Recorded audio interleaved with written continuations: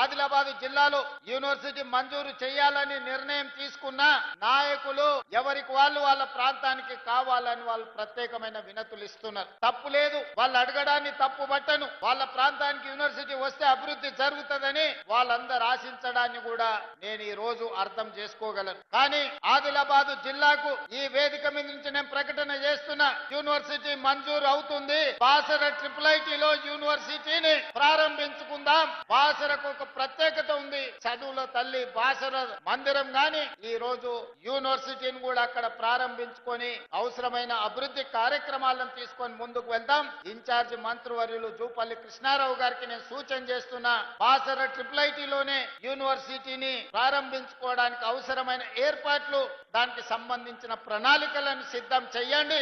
ఈ నిర్ణయం జిల్లా ప్రజలందరికీ సంతోషాన్ని ఇస్తుంది. వివిధ ప్రాంతాలకు ప్రాతినిధ్యం వహించే ఎమ్మెల్యేలకు మా ప్రాంతానికి రాలేదు అని బాధ ఉండొచ్చు. కానీ మీరందరూ అర్థం చేసుకోండి, ఇది వాయిదాలు పెట్టుకుంటూ పోతే మీ ప్రాంతానికి అభివృద్ధి కాదు. అందుకే ఆదిలాబాద్ యూనివర్సిటీ బాసరలో ప్రారంభించుకుందాం. మీరందరూ వేదిక మీద ఉన్న ప్రజాప్రతినిధులందరినీ కూడా సహకరించాల్సిందిగా నేను ఈ సందర్భంగా విజ్ఞప్తి చేస్తున్నా.